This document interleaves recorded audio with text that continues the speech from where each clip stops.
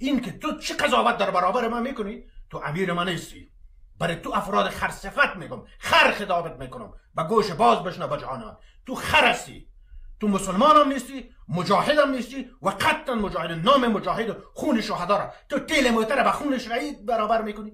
خون شهید این قدر بی ارزش شد که تیل موتر شد. تیلی که در ماشین و در سطح رضالت و در سر چیز میکنه. خون شهید یک خون مقدس است.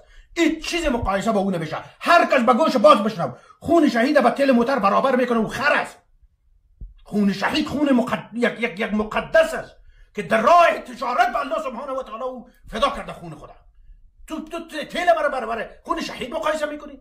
این چیزهای ناچیز به جمال دنیوی رو تو با خون شهید برابر میکنی؟ تو از شهید میفهمی کی را میگه؟ افراد جاهل، افراد متعصب، افراد قوم پرست، افراد فرصت طلب پس فطرت که خودش به هزاران فساد و ظلم و جنایت و رذالت متهم است، به اتهامات بی اساس یک قضاوت نادرست و غلط یک مسلمان عزت و آبرویش در نظر نمیگیره. چیز میگه از این تعصبتان، از این جهالتتان، از این قوم پرستیتان به خدا خسته شدیم. تو میگی من طرف مقاومتی میرم، من سیار بگیرم و 4 تا خبیث فاسق فاجر.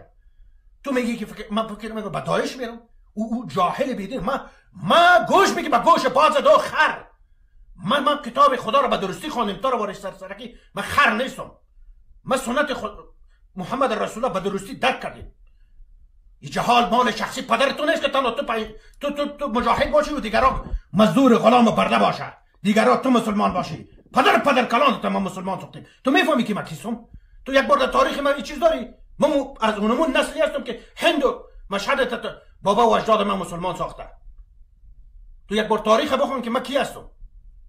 4 تا متعصب جاهل، 4 تا انسان قوم پرست که در رگ وجودشان اونمون مرضی که پیغمبر خدا گفته است، اونمون مرض در وجودشان است، قضاوتی نادرست دیگه میکنن.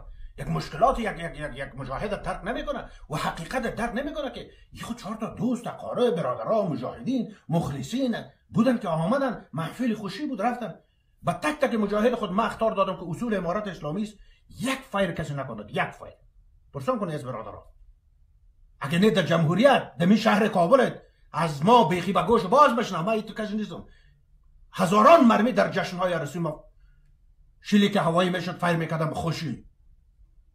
ولی امروز اصول امارت اسلامی به خاطر رضای حق تعالی میگیم قبول داریم، بله اطاعت میکنیم از شیخ صاحب. به خاطر رضای حق تعالی اطاعت میکنیم.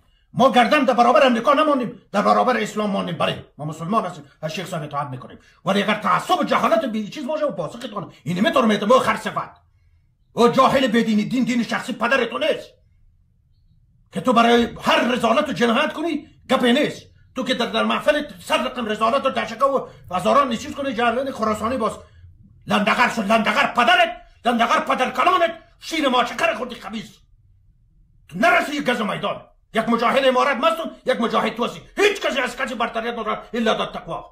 این اکرمکم عند الله یتقاکم. کسی در قوم، در نژاد، در سم، در سو خود برتر میداند یهود و نصارا است. و قالت الیهود لیست النصارى علی شیء و قالت النصارى لیست الیهود علی شیء.